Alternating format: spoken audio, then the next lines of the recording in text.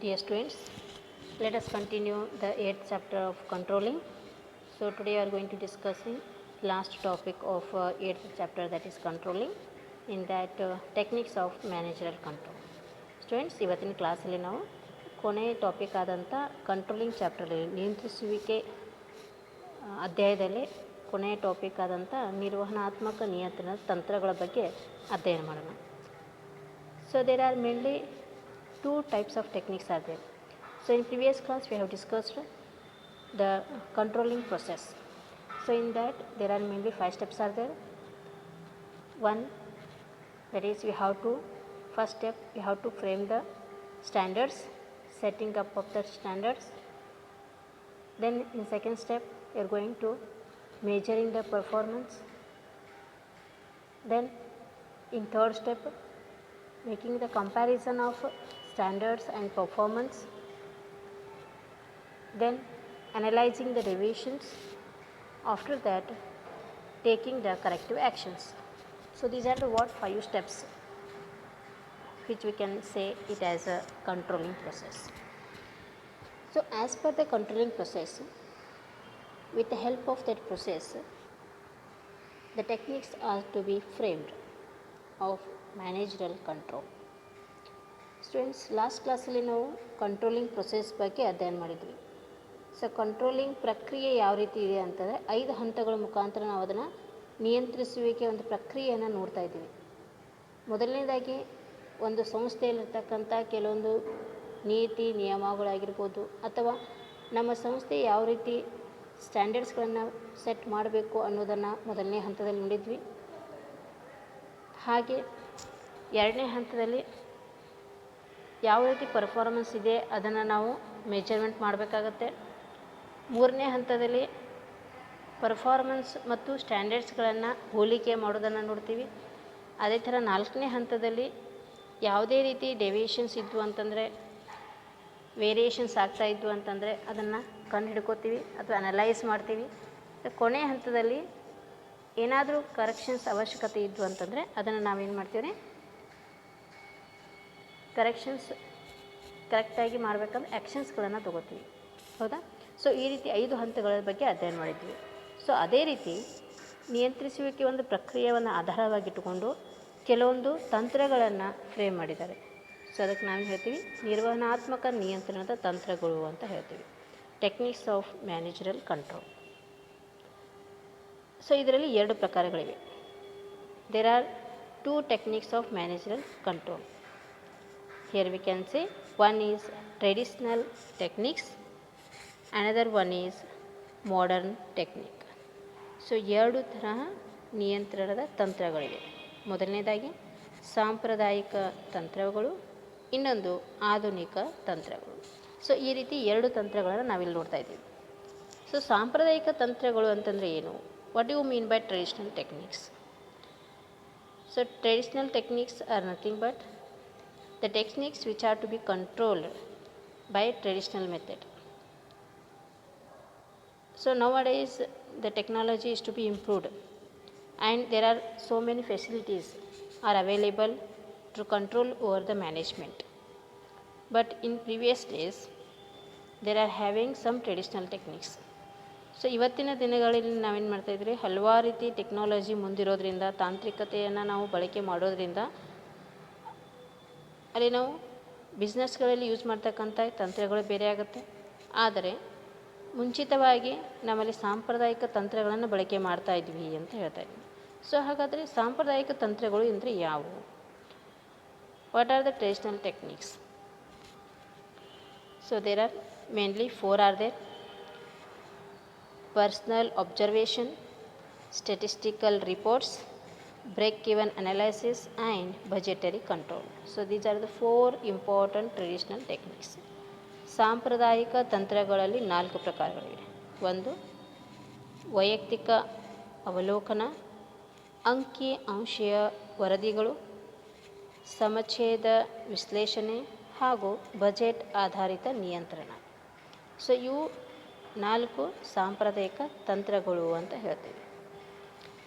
So ಅದೇ ರೀತಿ ಎರಡನೇದಾಗಿ second technique, that is modern technique. In modern technique there are 6 techniques are there. So first one, that is return on investment, ratio analysis, responsibility accounting, management audit, PERT, PERT and CPM, management information system. So these are the 6 modern techniques. ಆಧುನಿಕ ತಂತ್ರಗಳಲ್ಲಿ 6 ಪ್ರಕಾರಗಳಿವೆ.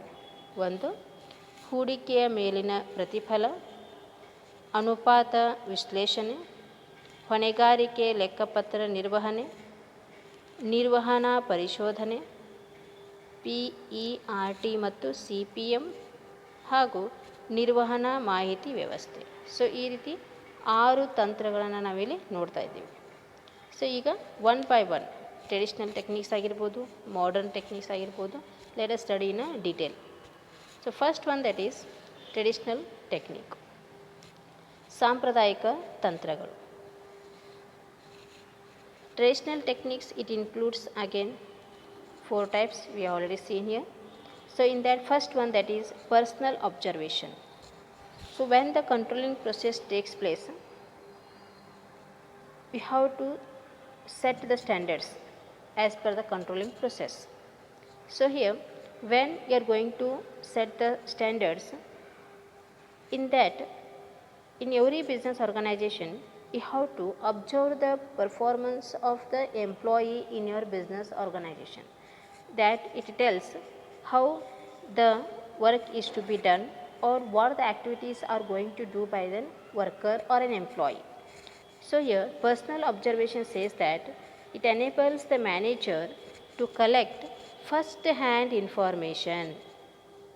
It means personal observation enables the manager to collect first hand information, but it is very time consuming. It is very time consuming and cannot be used in all kinds of jobs. So here when you are going to get the information in an initial stage with the help of personal observation, it consumes more time. Why? Because you are going to get information individually. So when individual information is collected by a person, it will get the first hand information, but it consumes more time. So what we can say, it is one of the traditional technique.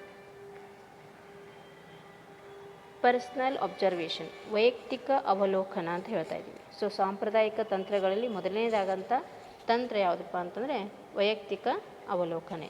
So ಇದರಿಂದ ನಾವು ಇನ್ನೇನು ಹೇಳ್ತೀವಿ, manager ಒಂದು ಮಾಹಿತಿಯನ್ನು ಪಡ್ಕೋಬೇಕಾತಂದರೆ ವೈಯಕ್ತಿಕವಾಗಿ ಒಬ್ಬ ವ್ಯಕ್ತಿಯಿಂದ first hand information ಅಂತ ನಾವೇನು ಹೇಳ್ತೀವಲ್ಲ, ಅಂದರೆ ಮೊದಲನೇ ಇನಿಷಿಯೇಷನ್ ಇನ್ಫಾರ್ಮೇಷನ್ ಏನಿರುತ್ತಲ್ಲ ಅದನ್ನು ನಾವು ಮ್ಯಾನೇಜರ್ ಆದರೂ ಕಲೆಕ್ಟ್ ಮಾಡಬಹುದು.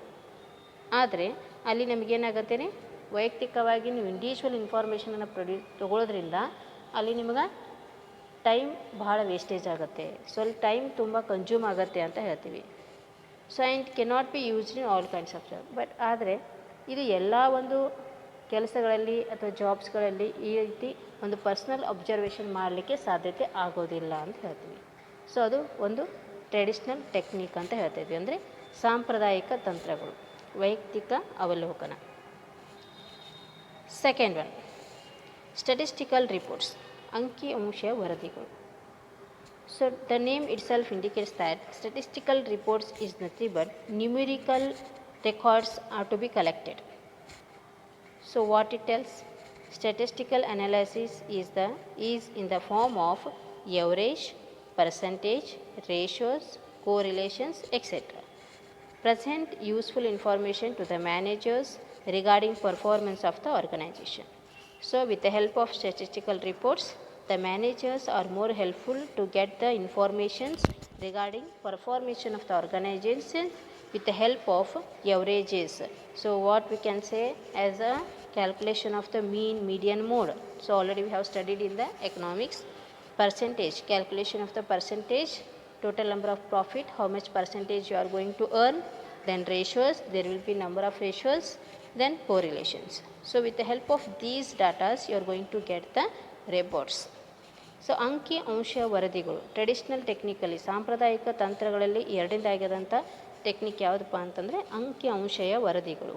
ಸೊ ಇಲ್ಲಿ ನಾವೇನು ಹೇಳ್ತೀವಿ ರೀ, ಒಂದು ಆರ್ಗನೈಜೇಷನ್ ಅಥವಾ ಒಂದು ವ್ಯವಹಾರದ ಬಗ್ಗೆ ನಿಮಗೆ ರೆಕಾರ್ಡ್ಸ್ಗಳನ್ನು ಮಾಹಿತಿಯನ್ನು ನೀವು ಪಡ್ಕೋಬೇಕಾಗಿತ್ತು, ಅಂಕಿ ಅಂಶ ಒಂದು ವರದಿಯನ್ನು ಪಡ್ಕೋಬೇಕಾಗಿತ್ತು ಅಂದ್ರೆ ಒಂದು ಅನಲೈಸನ್ನು ಮಾಡ್ತೀವಿ, ವರದಿಗಳನ್ನು ಕಂಡುಹಿಡ್ಕೋತೀವಿ. ಅದರ ಮುಖಾಂತರ ಅಂತಂದರೆ ಎವರೇಜಸ್, ನೀವು ಈಗ ಫಾರ್ ಎಕ್ಸಾಂಪಲ್ ಮೀಡಿಯನ್ ಮೋಡ್ ಅಂತ ಆಲ್ರೆಡಿ ನೀವು ಎಕನಾಮಿಕ್ಸಲ್ಲಿ ಕಲಿತಾ ಇದ್ದೀರಿ. ಅದೇ ರೀತಿ ಇದು ಪ್ರತಿಶತ ಎಷ್ಟಿದೆ, ಪರ್ಸೆಂಟೇಜ್ ಎಷ್ಟು ಪ್ರಾಫಿಟ್ ಆಗಿದೆ, ರೇಷಿಯೋಸು, ಅನುಪಾತಗಳು. ಸೊ ಇವುಗಳ ಮುಖಾಂತರ ನಾವೇನು ಮಾಡ್ತೀವಿ, ಒಂದು ಅಂಕಿ ಅಂಶ ವರದಿಗಳನ್ನು ಪಡ್ಕೋತೀವಿ.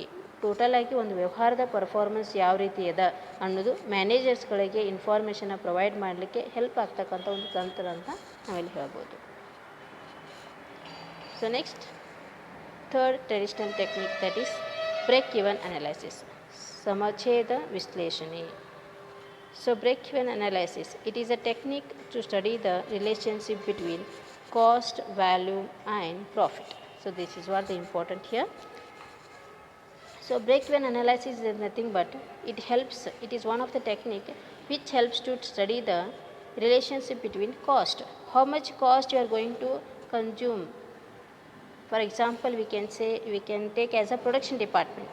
So while producing the goods, how much cost is to be incurred, that you can easily find out. And volume, how much units you are going to produce. So ಇದು ಒಂದು ರೀತಿ ಟೆಕ್ನಿಕ್. ಯಾವ ರೀತಿ technique? It is a technique which helps to study the relationship between cost, value and profit. So here cost is nothing but, for example, here we can say production department. In production department, how much cost you are going to consume, that is easy to identify with the help of BEA, that is nothing but break-even analysis. Then volume, how much units you are going to produce. Then profit, how much profit you are going to earn this year. That easily you can study about the cost, value and profits with the help of break-even analysis technique. With the help of the below formula, we can calculate the break-even analysis. Fixed cost whole divided by selling price per unit minus variable cost per unit. This is what the formula you are going to use to calculate the break-even analysis. Next, that is ಸಮಛೇದ ವಿಶ್ಲೇಷಣೆ. ಸಮಛೇದ ವಿಶ್ಲೇಷಣೆ ಅನ್ನೋದು ನಾವು ಈ ಟೆಕ್ನಿಕನ್ನು ಅಥವಾ ಈ ತಂತ್ರವನ್ನು ಯಾವಾಗ use ಮಾಡ್ತೀವಿ ಅಂತ ಕೇಳಿದಾಗ, ಒಂದು ಉತ್ಪಾದನಾ ಇಲಾಖೆಯಲ್ಲಿ ಎಷ್ಟು ವೆಚ್ಚ ಆಗಿದೆ, ಕಾಸ್ಟ್ ಎಷ್ಟು ಇನ್ಕರ್ ಆಗಿದೆ, ಅಥವಾ ನೀವು ಎಷ್ಟು ಸರಕುಗಳನ್ನು ಉತ್ಪಾದನೆ ಮಾಡ್ತಾಯಿದ್ದೀರಿ, ಅದರ ವ್ಯಾಲ್ಯೂಮ್ ಎಷ್ಟು, ಅದರಿಂದ ಬಂದಂಥ ನಮಗೆ ಲಾಭ ಎಷ್ಟು, ಪ್ರಾಫಿಟ್ಸ್ ಎಷ್ಟು ಅನ್ನೋದನ್ನು, ಅವುಗಳ ಮಧ್ಯೆ ಇರ್ತಕ್ಕಂಥ ಒಂದು ಸಂಬಂಧವನ್ನು ಸ್ಟಡಿ ಮಾಡಲಿಕ್ಕೆ ಹೆಲ್ಪ್ ಮಾಡ್ತಕ್ಕಂಥ ಒಂದು ಟೆಕ್ನಿಕ್ ಅಂತ ನಾವಿಲ್ಲಿ ಹೇಳ್ತೀವಿ. ಅದಕ್ಕೆ ನಾವು ಸಮಛೇದ ವಿಶ್ಲೇಷಣೆ ಅಂತ ಹೇಳ್ತೀವಿ. ಸೊ ಇದರದೇ ಆದಂಥ ಒಂದು ಫಾರ್ಮ್ಯುಲಾ ಕೂಡ ನಾವಿಲ್ಲಿ ನೋಡ್ತಾ ಇದ್ದೀವಿ. ಸಮಛೇದ ಬಿಂದು ಅಂದರೆ ಸ್ಥಿರ ವೆಚ್ಚಗಳನ್ನು ಎದರಿಂದ ಭಾಗಾಕಾರ ಮಾಡ್ತೀವಿ, ಪ್ರತಿ ಯೂನಿಟ್ನ ಮಾರಾಟ ಬೆಲೆ ಮೈನಸ್ ಪ್ರತಿ ಯೂನಿಟ್ನ ಪರಿವರ್ತನೆಯ ವೆಚ್ಚ. ಸೊ ಈ ರೀತಿ ನಾವು ಒಂದು ಫಾರ್ಮ್ಯುಲಾನ ಅಪ್ಲೈ ಮಾಡಿ ಬ್ರೇಕ್-ಈವನ್ ಅನಾಲಿಸಿಸನ್ನು ಟೆಕ್ನಿಕನ್ನು ಯೂಸ್ ಮಾಡ್ಕೋತೀವಿ. Next, fourth technique of traditional method, that is budgetary control. It is a technique of managerial control in which all activities are planned in the advance in the form of budgets and actual results are compared with budgetary standards. So according to this technique, or budgetary control technique says that it helps to control all the activities which are to be planned in advance. So budget is nothing but you are going to make the plan before implementing into the, or before implementing the activities. So you are going to make the plan in advance, which helps to compare the results. So budget ಆಧಾರಿತ ನಿಯಂತ್ರಣ ಅಂತ ಹೇಳ್ತಾ ಇದ್ದೀವಿ. So ಈ ಒಂದು ನಿಯಂತ್ರಣದ ಮುಖಾಂತರ ನಾವು ಏನು ಮಾಡ್ಬೋದು ಅಂತಂದರೆ, ಯಾವುದೇ ಒಂದು ಚಟುವಟಿಕೆಯನ್ನು ನೀವು ಮಾಡಬೇಕಾತಂದರೆ, ಸೊ ಚಟುವಟಿಕೆಯನ್ನು ಇಂಪ್ಲಿಮೆಂಟ್ ಮಾಡೋಕ್ಕಿಂತ ಮುಂಚೆ ನೀವು ಪ್ಲ್ಯಾನ್ ಮಾಡಬೇಕು ಅಂತ ಹೇಳ್ತೀವಿ. ಸೊ ಅದನ್ನು ಬಜೆಟ್ ಮುಖಾಂತರ ನೀವೇನು ಮಾಡ್ತೀರಿ, ಒಂದು ಪ್ಲ್ಯಾನ್ಗಳನ್ನು ಮಾಡಿಕೊಂಡು ಮುಂಬರುವ ಒಂದು ಫಲಿತಾಂಶಗಳ ಬಗ್ಗೆ ನಿರ್ಣಯ ತಗೊಳ್ಳಿಕ್ಕೆ ಹೆಲ್ಪ್ ಆಗುತ್ತೆ ಅಂತ ಹೇಳ್ತೀವಿ. ಸೊ ಆ ಒಂದು ಉದ್ದೇಶಕ್ಕೆ ಏನು ಹೇಳ್ತೀವಿ ನಾವು, ನಾಲ್ಕನೇ ಒಂದು ಟ್ರೆಡಿಷ್ನಲ್ ಟೆಕ್ನಿಕಲ್ಲಿ ಸಾಂಪ್ರದಾಯಿಕ ಒಂದು ತಂತ್ರದಲ್ಲಿ ಬಜೆಟ್ ಆಧಾರಿತ ನಿಯಂತ್ರಣ ಹೇಳ್ತೀವಿ. ಸೊ ಹಾಗಾದರೆ ಬಜೆಟಲ್ಲಿ ಬರ್ತಕ್ಕಂಥ ಒಂದು ವಿಧಗಳು ಯಾವುವು, ಅದರಿಂದ ಇರ್ತಕ್ಕಂಥ ಅನುಕೂಲತೆಗಳು ಏನು ಅಂತ ನೋಡೋಣ. So what will be the types of budgets are we can say as a advantages of budgets here. So types of budgets, there are sales budget, production budget, material budget, cash budget, capital budget and research and development budget. So these are the some of the types of budgets. So ಬಜೆಟ್ನ ಕೆಲವೊಂದು ವಿಧಗಳು ಇಲ್ಲಿವೆ. Sales budget ಅಂತ ಹೇಳ್ತೀವಿ, ಮಾರಾಟ budget, production budget, ಉತ್ಪಾದಕತೆ ಅಥವಾ ಉತ್ಪಾದನಾ ಬಜೆಟ್, ಮಟೀರಿಯಲ್ ಸರಕುಗಳು ಆಗಿರ್ಬೋದು, cash capital research and development, ಹಣಕಾಸು ಆಗಿರ್ಬೋದು, ಬಂಡವಾಳ ಆಗಿರ್ಬೋದು, ಅಭಿವೃದ್ಧಿ ಹೊಂದತಕ್ಕಂಥ ಒಂದು ಬಜೆಟ್ ಆಗಿರ್ಬೋದು. ಸೊ ಈ ರೀತಿ ಹಲವಾರು ಒಂದು ಬಜೆಟ್ಗಳ ವಿಧಗಳನ್ನು ನಾವಿಲ್ಲಿ ನೋಡ್ತೀವಿ. ಅದೇ ಥರ ಬಜೆಟ್ನಲ್ಲಿ ಆಗ್ತಕ್ಕಂಥ ಅನುಕೂಲತೆಗಳೇನು. So what are the advantages of budgeting? With the help of budget helps in attainment of organisation objectives. So first advantage of budget is nothing but it helps to attainment of to reach the objectives of the organisation. Next, it is a source of motivation to the employees when you are going to make the plan in advance, which helps to motivate the employees to do the work in a good way and to make the increase in the performance of the employees. Budget helps in optimum utilization of resources. Whatever the resources are available in the business organization, it should be used optimally. Means the utilization of resources should be in a proper way, which helps with the help of budget. And it also used for achieving coordination among different departments. When you are going to make the proper plan, with the help of that controlling process, you can easily coordinate with different departments in business organizations. We all know that in every business organization there will be a different departments. It may be sales department, marketing department, finance department, production department. There will be so many departments are there in every business organization. So among that different departments, there should be a very important role, that coordination plays a very important role. So it helps with the help of budgeting. So these are the 4 important advantages of budgeting. So ಬಜೆಟ್ನ ಅನುಕೂಲತೆಗಳು ಏನೇನಿದೆ ಅಂತ ಕೇಳಿದಾಗ, ಮೊದಲನೇದಾಗಿ ನಾವೇನು ಹೇಳ್ತೀವಿ, ಅಲ್ಲಿ ಒಂದು organisation ಅಥವಾ ಒಂದು ವ್ಯವಹಾರದ ಒಂದು ಉದ್ದೇಶಗಳನ್ನು ನೋಡಿ ಅಥವಾ ರೀಚ್ ಮಾಡಲಿಕ್ಕೆ ಹೆಲ್ಪ್ ಮಾಡ್ತಕ್ಕಂಥ ಒಂದು ಅಂಶ ಅಂದರೆ ಬಜೆಟ್. ಆಮೇಲೆ ಅಲ್ಲಿರ್ತಕ್ಕಂಥ ಎಂಪ್ಲಾಯೀಸ್ಗಳನ್ನು ಮೋಟಿವೇಟ್ ಮಾಡೋದಾಗಿರ್ಬೋದು. ಅದೇ ಥರ ಅಲ್ಲಿ ದೊರಕಿದಂಥ ಸಂಪನ್ಮೂಲಗಳನ್ನು, ರಿಸೋರ್ಸಸ್ಗಳನ್ನು ಪ್ರಾಪರಾಗಿ ಯುಟಿಲೈಸ್ ಮಾಡ್ತಕ್ಕಂಥ ಒಂದು ಅಂಶ ಆಗಿರ್ಬೋದು. ಅದೇ ಥರ ಒಂದು ಆರ್ಗನೈಜೇಷನ್ ಇರ್ತಕ್ಕಂಥ ಬೇರೆ ಬೇರೆ ಇಲಾಖೆಗಳ ಮಧ್ಯೆ ಕೋಆರ್ಡಿನೇಷನ್ ಬೆಳೀತಕ್ಕಂಥ ಒಂದು ಅಂಶ ಕೂಡ ಆಗಿರ್ಬೋದು. ಸೊ ಈ ರೀತಿ ಒಂದು 4 ನಾವೇನು ಹೇಳ್ಬೋದು ರೀ, ಬಜೆಟ್ನ ಅನುಕೂಲತೆಗಳಂತ ಹೇಳ್ಬೋದು. So these are the 4 advantages of budget. So ಈ 4 ಏನಾಯ್ತು ರೀ, ಟ್ರೆಡಿಷ್ನಲ್ ಟೆಕ್ನಿಕ್ಸ್ ಅಂತ ಹೇಳ್ತಾ ಇದ್ದೀವಿ, ಸಾಂಪ್ರದಾಯಿಕ ತಂತ್ರಗಳು. So these are the 4 traditional techniques. Let us see next, that is modern techniques, ಆಧುನಿಕ ತಂತ್ರಗಳ ಬಗ್ಗೆ ನೋಡೋಣ. ಇದರಲ್ಲಿ 6 ಅಂಶಗಳಿವೆ ಅಂತ ಹೇಳಿದ್ವಿ. So there are 6 modern techniques. First one, that is return on investment, ROI. Return on investment is nothing but when you are going to invest the capital amount into your business. So while investing the capital amount, how much returns you are going to get from that investment amount, that is called as a return on investment. How much profit you are going to earn, how much returns you are going to earn after investing the capital amount in your business, that is called return on investment. It is also one of the technique which provides the basic yardstick for measuring whether or not invested capital has been used effectively for generating reasonable amount of return.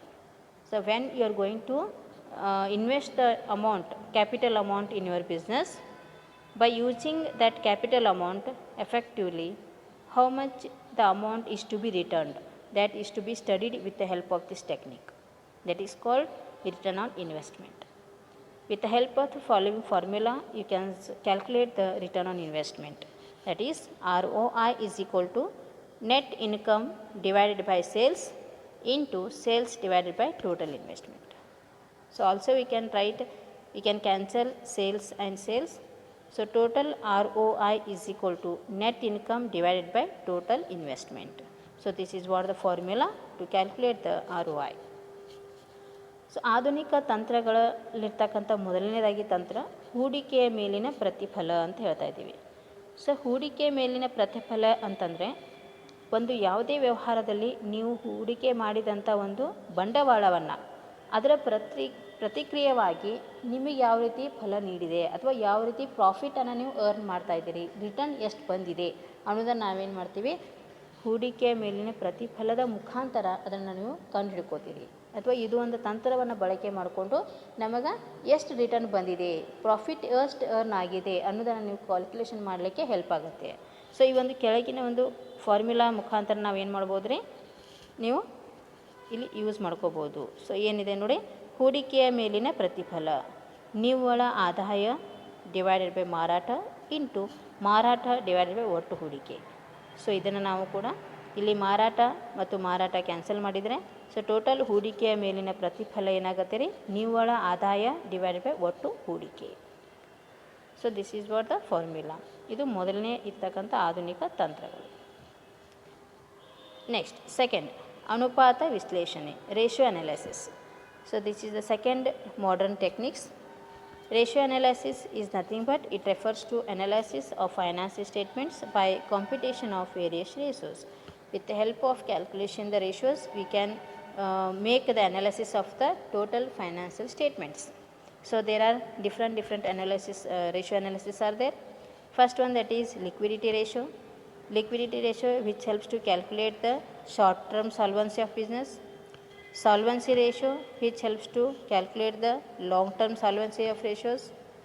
Profitability ratios which helps to calculate the profitability position of the business.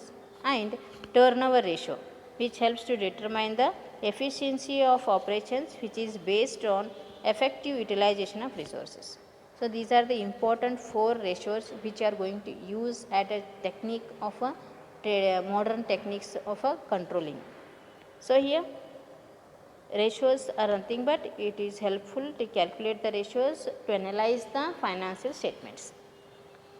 Okay, in that liquidity ratio which helps to calculate the short term solvency, solvency ratio for long term solvency, profitability ratio helps to make the analyzing the profitability position of the business, turnover ratio which helps to make the effective utilization of resources. ಅನುಪಾತ ವಿಶ್ಲೇಷಣೆ, ಅನುಪಾತ ವಿಶ್ಲೇಷಣೆಯನ್ನು ನಾವು ಎದಕ್ಕೆ use ಮಾಡ್ತೀವಿ ಅಂತಂದರೆ ಒಂದು financial ಸ್ಟೇಟ್ಮೆಂಟ್ಸನ್ನು calculation ಮಾಡಲಿಕ್ಕೆ ಹೆಲ್ಪ್ ಮಾಡ್ತಕ್ಕಂಥ ಒಂದು ಅನುಪಾತ ವಿಶ್ಲೇಷಣೆ ಅಂತ ಹೇಳ್ತೀವಿ. ಒಂದು ಆರ್ಗನೈಜೇಷನಲ್ಲಿರ್ತಕ್ಕಂಥ ಫೈನಾನ್ಷಿಯಲ್ ಸ್ಟೇಟ್ಮೆಂಟ್ಸ್ ಬಗ್ಗೆ ಅನಲೈಸ್ ಮಾಡ್ತಕ್ಕಂಥ ಒಂದು ಟೆಕ್ನಿಕ್ ಅಂತ ಹೇಳ್ತಾ ಇದ್ದೀವಿ. ಸೊ ಇದರಲ್ಲಿ 4 ಅನುಪಾತಗಳು ಬರ್ತವೆ. ಒಂದು ದ್ರವತ್ವದ ಅನುಪಾತಗಳು. ದ್ರವತ್ವದ ಅನುಪಾತಗಳಲ್ಲಿ ನಾವೇನು ಮಾಡ್ತೀವಿ ರೀ, ಶಾರ್ಟ್ ಟರ್ಮ್ ಅನಲೈಸಿಸನ್ನು ಮಾಡ್ತೀವಿ. ಸದೃಢತೆಯ ಅನುಪಾತ ಲಾಂಗ್ ಟರ್ಮ್ ಬಗ್ಗೆ ನೋಡ್ತೀವಿ. ಲಾಭದಾಯಕತೆ ಅನುಪಾತಗಳಲ್ಲಿ ಒಂದು ಬಿಸ್ನೆಸ್ಸಲ್ಲಿ ಆಗ್ತಕ್ಕಂಥ ಲಾಭ ಯಾವ ರೀತಿ ಇದೆ ಅನ್ನೋದನ್ನು ನೋಡ್ತೀವಿ. ಅದೇ ಥರ ಆವರ್ತನ ಅನುಪಾತ, ಆವರ್ತನ ಅನುಪಾತದಲ್ಲಿ ಏನು ಮಾಡ್ತೀವಿ ರೀ, ಎಷ್ಟು ನೀವು ಸಂಪನ್ಮೂಲಗಳನ್ನ ಬಳಕೆ ಮಾಡ್ತಾಯಿದ್ದೀರಿ, ಎಷ್ಟು ಎಫಿಷಿಯನ್ಸಿ ಅದ, ಎಷ್ಟು ಎಫೆಕ್ಟಿವ್ ಆಗಿದೆ ಅನ್ನೋದನ್ನು ಕ್ಯಾಲ್ಕುಲೇಷನ್ ಮಾಡ್ತೀವಿ. ಸೊ ಈ ರೀತಿ 4 ಅನುಪಾತಗಳನ್ನು ನಾವಿಲ್ಲಿ ನೋಡ್ತೀವಿ. ಇದು ಸೆಕೆಂಡ್ ಇರ್ತಕ್ಕಂಥ modern techniques.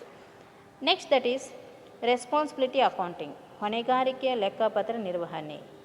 So this is the third modern techniques of managerial control.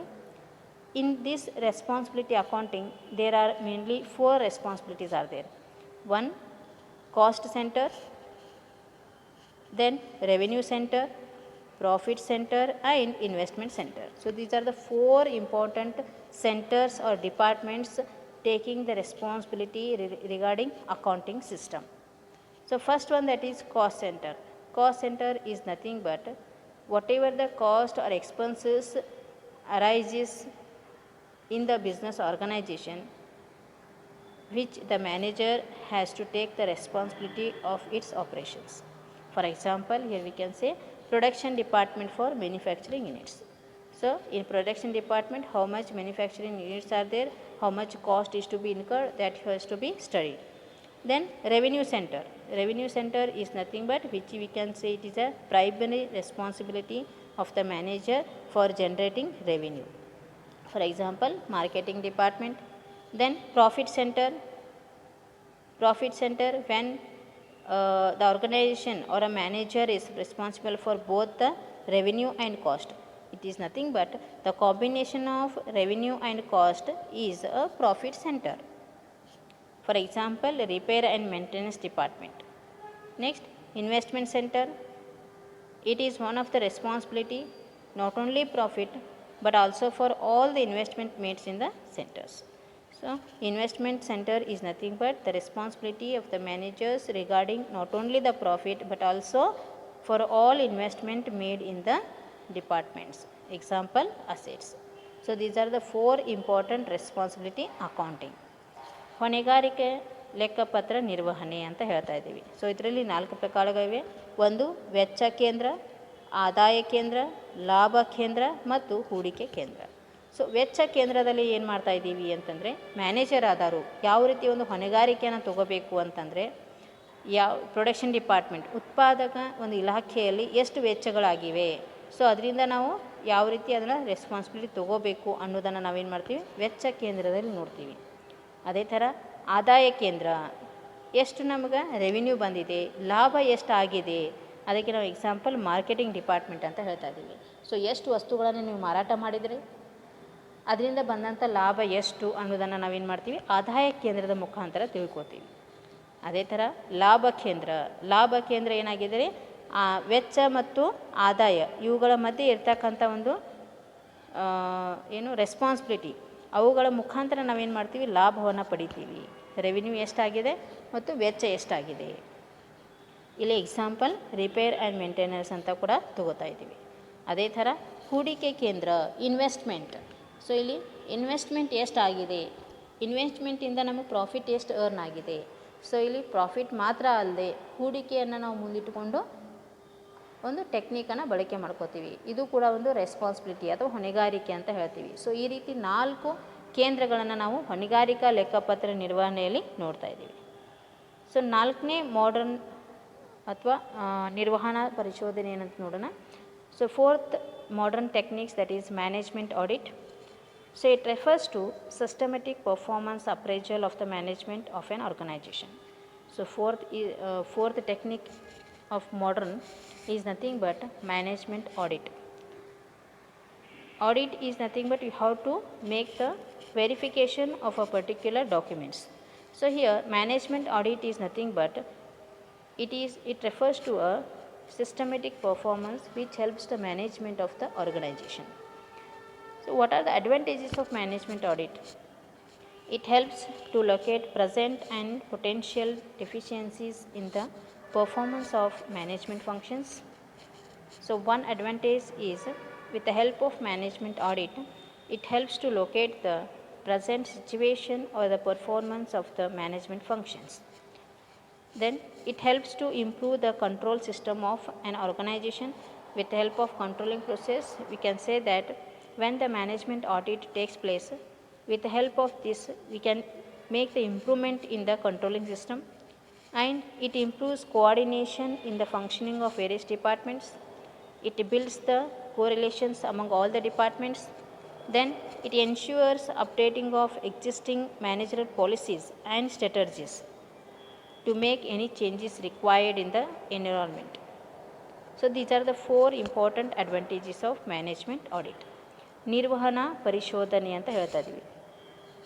So ನಿರ್ವಹಣಾ ಪರಿಶೋಧನೆ ಅಂತಂದರೆ ಒಂದು ಆರ್ಗನೈಜೇಷನಲ್ಲಿ ಯಾವ ರೀತಿ ನೀವು ನಿರ್ವಹಣೆಯನ್ನು ಮಾಡಬೇಕು. ಸೊ ಪರಿಶೋಧನೆ ಮಾಡುವುದು ಅಂತಂದರೆ ಅಲ್ಲಿ ಆಗ್ತಕ್ಕಂಥ ಚಟುವಟಿಕೆಗಳನ್ನು ನೀವು ಅನಲೈಸ್ ಮಾಡುವುದು, ಪರಿಶೋಧನೆ ಮಾಡುವುದು ಅಂತ ಹೇಳ್ತಾ ಇದ್ದೀವಿ. ಸೊ ಇದರಿಂದ ಆಗ್ತಕ್ಕಂಥ ಅನುಕೂಲತೆಗಳು ಏನೇನು? ಮೊದಲನೇದಾಗಿ ಪ್ರೆಸೆಂಟ್ ಮತ್ತು ಪೊಟೆನ್ಷಿಯಲ್ ಡೆಫಿಷಿಯನ್ಸೀಸ್ ಅಂದ್ರೇನು, ವರ್ತಮಾನದಲ್ಲಿರ್ತಕ್ಕಂಥ ಒಂದು ಚಟುವಟಿಕೆಗಳನ್ನು ಯಾವ ರೀತಿ ನೀವು ಅದನ್ನು ಅಧ್ಯಯನ ಮಾಡ್ಕೋಬಹುದು ಅನ್ನೋದನ್ನು ನೀವು ಈ ಒಂದು ನಿರ್ವಹಣಾ ಪರಿಶೋಧನದ ಬಗ್ಗೆ ಆಧಾರದ ಮೇಲೆ ಮಾಡಬಹುದು. ಅದರ ಜೊತೆಗೆ ಅಲ್ಲಿ ಇರ್ತಕ್ಕಂಥ ನಿಯಂತ್ರಣ ಒಂದು ಸಿಸ್ಟಮನ್ನು ಕೂಡ ನಾವಿಲ್ಲಿ ಇಂಪ್ರೂವ್ಮೆಂಟ್ ಮಾಡ್ಕೋಬೋದು, ಡೆವಲಪ್ ಮಾಡ್ಬೋದು. ಅದ್ರ ಜೊತೆಗೆ ಬೇರೆ ಬೇರೆ ಇಲಾಖೆಗಳ ಮಧ್ಯೆ ಒಂದು ಸಂಬಂಧವನ್ನು, ಒಳ್ಳೆಯ ಒಂದು ಸಂಬಂಧನ ಹೊಂದಾಣಿಕೆ ಮಾಡ್ಕೋಬೋದು ಅಥವಾ ಡೆವಲಪ್ ಮಾಡ್ಕೋಬೋದು. ಅದ್ರ ಜೊತೆಗೆ ಅಲ್ಲಿ ಇರ್ತಕ್ಕಂಥ ಕೆಲವೊಂದು ಮ್ಯಾನೇಜರಲ್ ಪಾಲಿಸೀಸ್ಗಳನ್ನು, ಒಂದು ನಿರ್ವಹಣಾ ತತ್ವಗಳನ್ನು ನೀವು ಅವಶ್ಯಕತೆ ಇದ್ದಂಗೆ ಎನ್ವಿರಾನ್ಮೆಂಟ್ ಚೇಂಜಸ್ಗಳನ್ನು ಕೂಡ ಮಾಡಬಹುದು. ಸೊ ಈ ರೀತಿ 4 ಅನುಕೂಲತೆಗಳನ್ನು ನಾವಿಲ್ಲಿ ನೋಡ್ಬೋದು. ಇದು 4ನೇ ಒಂದು modern technique. Next technique that is PERT and CPM. PERT is nothing but Program Evaluation and Review Technique, and CPM, Critical Path Method. So these are the important management techniques used to plan, schedule and control complex project. So these are the techniques, important management techniques which are used to make the plan. So first, with the help of PERT and CPM, it helps to use the techniques to plan and to make the schedule and also control over all the projects of your business organization. Then these techniques are especially useful for planning, scheduling and implementing time-bound projects involving performance of a variety of complex, diverse and interrelated activities. So this is what the technique helpful in the business organization. So ಕಾರ್ಯಕ್ರಮ ಮೌಲ್ಯಮಾಪನ ಮತ್ತು ವಿಮರ್ಶೆ ಕಾರ್ಯತಂತ್ರ ಮತ್ತು ನಿರ್ಣಾಯಕ ಪಥ ಪದ್ಧತಿ. So ಇಲ್ಲಿ 2 ರೀತಿ ನಾವು ಟೆಕ್ನಿಕ್ಸ್ಗಳನ್ನು ಬಳಕೆ ಮಾಡ್ಕೋತೀವಿ. ಒಂದು PERT ಅಂತ ಹೇಳ್ತಾ ಇದ್ದೀವಿ, ಕಾರ್ಯಕ್ರಮ ಮೌಲ್ಯಮಾಪನ ಮತ್ತು ವಿಮರ್ಶೆ ಕಾರ್ಯತಂತ್ರ ಅಂತ, ಅದಕ್ಕೆ PERT ಅಂತ ಹೇಳ್ತೀವಿ. ಇನ್ನೊಂದು ನಿರ್ಣಾಯಕ ಪಥ ಪದ್ಧತಿ ಅಂತ ಹೇಳ್ತಾ ಇದ್ದೀವಿ, CPM. ಸೊ ಈ 2 ತಂತ್ರಗಳ ಬಳಕೆ ಮಾಡೋದ್ರಿಂದ ಏನಾಗುತ್ತೆ ಅಂತಂದಾಗ, ಒಂದು ಪ್ಲ್ಯಾನಿಂಗ್ ಮಾಡ್ಕೋತೀವಿ, ಅದೇ ಥರ ಶೆಡ್ಯೂಲಿಂಗ್ ಅಂತ ಹೇಳ್ತೀವಿ, ಮತ್ತು ಇಂಪ್ಲಿಮೆಂಟನ್ನು ಮಾಡ್ಕೋತೀವಿ. ಸೊ ಯಾವ ರೀತಿ ಇಂಪ್ಲಿಮೆಂಟ್ ಮಾಡ್ಕೋತೀವಿ ಅಂತಂದರೆ, ಒಂದು ಪ್ರಾಜೆಕ್ಟನ್ನು ನೀವು ಮಾಡಿದಾಗ, ಒಂದು ಚಟುವಟಿಕೆಯನ್ನು ನೀವು ತೊಗೊಂಡಾಗ, ಅದಕ್ಕೆ ಅದರದೇ ಆದಂಥ ಸಮಯನ ತೊಗೊಂಡಾಗ ಅದನ್ನು ನಾವು ಯಾವ ರೀತಿ ಅದನ್ನು ಮಾಡ್ಕೋಬೇಕು ಅಥವಾ ಒಂದು ಚಟುವಟಿಕೆಯನ್ನು ಯಾವ ರೀತಿ ಕಂಪ್ಲೀಟ್ ಮಾಡಬಹುದು ಅನ್ನೋದನ್ನು ನಾವೇನು ಮಾಡ್ತೀವಿ, ಈ ಒಂದು ತಂತ್ರಗಳ ಮುಖಾಂತರ ನಾವು ಪ್ಲ್ಯಾನ್ ಮಾಡಲಿಕ್ಕೆ ಅಥವಾ ಶೆಡ್ಯೂಲ್ ಮಾಡಲಿಕ್ಕೆ ಅಥವಾ ಕಂಟ್ರೋಲ್ ಮಾಡಲಿಕ್ಕೂ ಕೂಡ ಹೆಲ್ಪ್ ಆಗುತ್ತೆ ಅಂತ ಹೇಳ್ತೀವಿ. ಇದು 5ನೇ ಒಂದು modern technique, 5th modern technique. So last one that is 6th modern technique, management information system, MIS, ನಿರ್ವಹಣಾ ಮಾಹಿತಿ ವ್ಯವಸ್ಥೆ ಅಂತ ಹೇಳ್ತಾ ಇದ್ದೀವಿ, ಹೌದಾ. So here management information system also place a very important role in every business organization. Nowadays you are going to use technology. It is nothing but computer based information system. So with the help of computer you are going to use, or you are going to record the data, which makes easy to get the information. So here also MIS is a computer based information system that provides information and support for effective managerial decision making.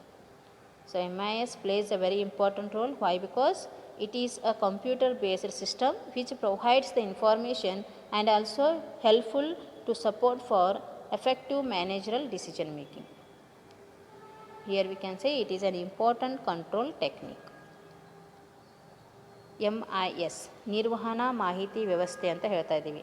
So ಈ ಒಂದು ವ್ಯವಸ್ಥೆಯಿಂದ ನಮ್ಮ ಒಂದು organisation ಆಗ್ತಕ್ಕಂಥ ಲಾಭ ಏನು ಅಂತಂದರೆ, ನೀವು ಕಂಪ್ಯೂಟರ್ ಬೇಸ್ಡ್ ಸಿಸ್ಟಮನ್ನು ಯೂಸ್ ಮಾಡೋದ್ರಿಂದ, ಒಂದು ಗಣಕಯಂತ್ರದ ಮುಖಾಂತರ ಎಲ್ಲ ಮಾಹಿತಿಯನ್ನು ನೀವು ರೆಕಾರ್ಡ್ ಮಾಡೋದ್ರಿಂದ, ಅಲ್ಲಿ ಅವಶ್ಯಕತೆ ಇರ್ತಕ್ಕಂಥ ಮಾಹಿತಿಯನ್ನು ನೀವು ಎನಿ ಟೈಮ್ ಪ್ರೊವೈಡ್ ಮಾಡ್ಕೋಬೋದು. ಅದ್ರ ಜೊತೆಗೆ ಒಂದು ನಿರ್ಣಯ ತಗೊಳ್ಳಿಕ್ಕೆ ಹೆಲ್ಪ್ ಕೂಡ ಆಗುತ್ತೆ ಅಂತ ಹೇಳ್ತೀವಿ, ಎಫೆಕ್ಟಿವ್ ಮ್ಯಾನೇಜರಲ್ ಡಿಸಿಷನ್ ಮೇಕಿಂಗ್ ಅಂತ ಹೇಳ್ತೀವಿ. ಸೊ ಆದ ಕಾರಣ ನಾವೇನು ಹೇಳ್ತಿರೋದು, ನಿಯಂತ್ರಣದ ಒಂದು ತಂತ್ರ ಒಂದು ಇಂಪಾರ್ಟೆನ್ಸನ್ನು ನೀಡ್ತದೆ ಅಂತ ಹೇಳ್ತೀವಿ. So what are the advantages of MIS related to managers?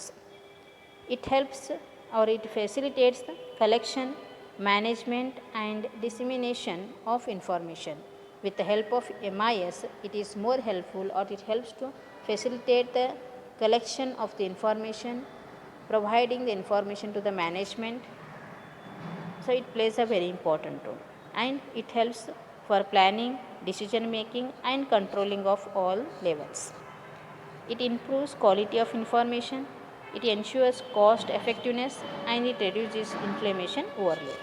So these are the 5 important advantages of MIS. So ನೀವು ನಿರ್ವಹಣಾ ಮಾಹಿತಿ ವ್ಯವಸ್ಥೆಯನ್ನು ಒಂದು ಕಂಪ್ಯೂಟರೈಸ್ಡ್ ಒಂದು ಇನ್ಫಾರ್ಮೇಷನನ್ನು ಪ್ರೊವೈಡ್ ಮಾಡೋದ್ರಿಂದ ಅಲ್ಲಿ ಕರೆಕ್ಟಾದಂಥ ಒಂದು ನಿರ್ಣಯಗಳನ್ನು ತೊಗೊಳಿಕ್ಕೆ ಹೆಲ್ಪ್ ಆಗುತ್ತೆ. ಇದರಿಂದ ಆಗ್ತಕ್ಕಂಥ ಅನುಕೂಲತೆಗಳನ್ನು ಕೇಳಿದಾಗ ನಾವೇನು ಹೇಳ್ತೀವಿ ರೀ, ಇಲ್ಲಿ ಇನ್ಫಾರ್ಮೇಷನನ್ನು ಕಲೆಕ್ಟ್ ಮಾಡಲಿಕ್ಕೆ ಹೆಲ್ಪ್ ಆಗುತ್ತೆ, ಮ್ಯಾನೇಜ್ಮೆಂಟಿಗೆ ಇನ್ಫಾರ್ಮೇಷನ್ನ ಪ್ರೊವೈಡ್ ಮಾಡೋದಾಗಿರ್ಬೋದು, ಪ್ಲ್ಯಾನಿಂಗ್ ಮಾಡೋದಾಗಿರ್ಬೋದು, ಡಿಸಿಷನ್ಸ್ಗಳನ್ನು ಮಾಡ್ಕೊಳ್ಳೋದಾಗಿರ್ಬೋದು. ಸೊ ಅದೇ ಥರ ಎಲ್ಲ ಲೆವೆಲ್ಸಲ್ಲಿ ಕಂಟ್ರೋಲ್ ಮಾಡ್ತಕ್ಕಂಥ ಕೆಪಾಸಿಟಿ ಕೂಡ ಇದರಿಂದ ಯೂಸ್ ಆಗುತ್ತೆ ಅಥವಾ ಪಡಿಬೋದು ಅಂತ ಹೇಳ್ತೀವಿ. ಅದೇ ಥರ ಕ್ವಾಲಿಟಿ ಆಫ್ ಇನ್ಫಾರ್ಮೇಷನ್ ಕೂಡ ನಾವಿಲ್ಲಿ ಇಂಪ್ರೂವ್ಮೆಂಟ್ ಮಾಡ್ಕೋಬೋದು. ಮತ್ತು ಇಟ್ ಎನ್ಶ್ಯೂರ್ ಕಾಸ್ಟ್ ಎಫೆಕ್ಟಿವ್ನೆಸ್, ವೆಚ್ಚಗಳನ್ನು ಕೂಡ ನಾವಿಲ್ಲಿ ಕಡಿಮೆ ಮಾಡ್ಕೋಬೋದು. ಅದೇ ಥರ ಇಟ್ ರೆಡ್ಯೂಸಸ್ ಇನ್ಫ್ಲೇಷನ್ ಓವರ್ಲೋಡ್, ಕೆಲಸಗಳನ್ನು ಕೂಡ ನಾವಿಲ್ಲಿ ಕೆಲವೊಂದು ಸಮಯದಲ್ಲಿ ಕಡಿಮೆ ಕೂಡ ಮಾಡ್ಕೋಬೋದು. ಸೊ ಕಡಿಮೆ ಟೈಮಲ್ಲಿ ಹೆಚ್ಚು ಒಂದು ಕೆಲಸವನ್ನು ಅಥವಾ ಕಾರ್ಯಗಳನ್ನು ಚಟುವಟಿಕೆಗಳನ್ನು ಮಾಡುವ ಸಾಧ್ಯತೆ ತುಂಬ ಇದೆ ಅಂತ ಹೇಳ್ಬೋದು. ಸೊ ಆ ಒಂದು ಉದ್ದೇಶಕ್ಕೆ ನಿರ್ವಹಣಾ ಮಾಹಿತಿ ವ್ಯವಸ್ಥೆ ಒಂದು ಮಹತ್ವದ ಒಂದು ಪಾತ್ರವನ್ನು ವಹಿಸ್ತದೆ ಅಂತ ಹೇಳ್ತೀವಿ. So these are what the 6 important techniques of modern of managerial control. Thank you.